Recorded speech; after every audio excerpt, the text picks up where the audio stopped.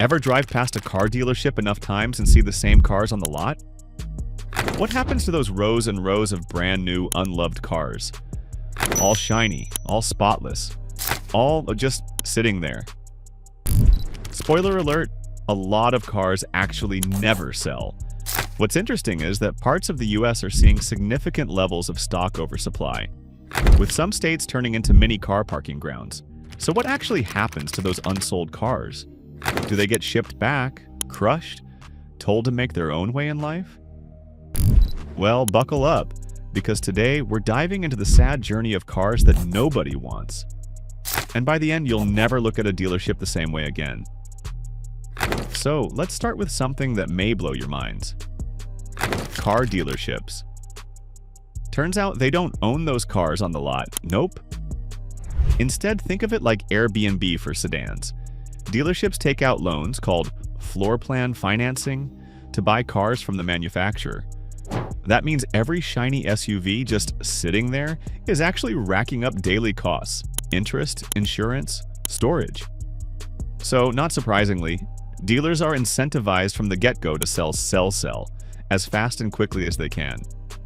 And here's the tricky part for dealers. Say they can't sell the cars, they can't just return them. Once that car's on the lot, it's officially the dealership's problem. So what do they do besides panic? Let's walk through what actually happens when new cars don't sell. Step 1. Discounts. Massive ones. Let's say I've hypothetically got 300 Dodge Chargers collecting dust. Great cars, just need to provide some additional incentives to get them moving. So dealers would slap on cashback offers, 0% financing, lease specials, and employee pricing for everyone. From the imaginary to the real world, in 2024, Ford was sitting on over 58,000 Ford Escapes that didn't want to escape the walls of their dealerships. That's more than the population of a small town. So what did dealers do? Dropped prices like it was Black Friday, of course. Manufacturers often jump in too. They offer incentives to help dealers offload these slowpokes, because the last thing they need is their model collecting cobwebs. But what happens if the new cars still don't sell? Time for Plan B. Turn it into a used car. This one's sneaky. Dealerships move new cars into their loaner fleets. You know those free cars you get when yours is in for service? They let customers rack up just enough miles, then slap a pre-owned label on it and relist it at a lower price. Technically used, barely driven. Now eligible for bigger discounts. Some dealers even give unsold cars to sales managers as demo vehicles. Drive it for a couple months, bring it back.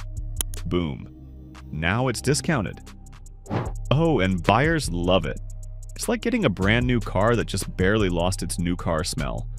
And dealers move inventory without a full-on fire sale. Still no takers? Time to get creative. Next option, car swapping. If nobody in Michigan wants a convertible, send it to California. Dealers will often trade cars between regions, because what's collecting dust in Texas might be in demand in New York. They call it a dealer trade, but really it's matchmaking for unpopular cars. Still not moving. Alright, now it's time to move to DEFCON 1. The car goes to auction. Yeah, they haul it off to a Manheim auction, the biggest auto auction network in the country. Thousands of cars, thousands of dealers all trying to scoop up inventory at a discount. Some auctions are closed, so only franchise dealers can attend. That keeps the resale value from falling off a cliff. Others are open to any licensed dealer. That's when the gloves come off. Used car dealers show up, bidding starts, prices drop. It's like eBay with parking brakes. Dealers take a loss, but it's still better than keeping a car that's aging on the lot and bleeding cash every day. Fun fact, rental car companies are some of the biggest buyers at these auctions.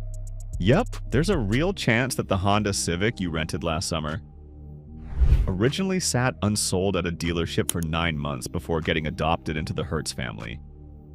At least it found a home. But wait, sadly, this is not true for all cars.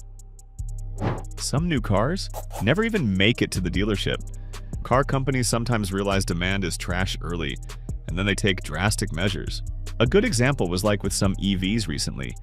There were just too many being made, not enough people wanted them. Instead of flooding showrooms, manufacturers stored them in giant lots, like thousands of brand new cars just sitting, waiting. Others get shipped overseas. What won't sell in Kansas might be a hot item in South Africa. And in rare cases, they get scrapped, crushed, smashed into metal pancakes. Why? Because massive discounts can destroy a brand's premium image. It's sometimes cheaper to write them off and salvage the parts than to admit nobody wants them. Imagine building a shiny new SUV only to crush it before anyone drives it. Talk about a career-ending flop. And look, it's not always the car's fault. Sometimes it's just bad timing, or bad forecasting, or launching a gas guzzler right before a fuel price spike. Still, the result is the same, a brand new car with nowhere to go, which begs the question, why does this keep happening? It all comes down to predictions. Car makers try to guess what people want 12 to 18 months from now. But the market, it's moody. One minute, everyone wants a rugged off-roader. Next minute, they're all about EVs and hybrids. Add in interest rate hikes, gas price swings, economic uncertainty, and you've got the perfect storm for misfire models.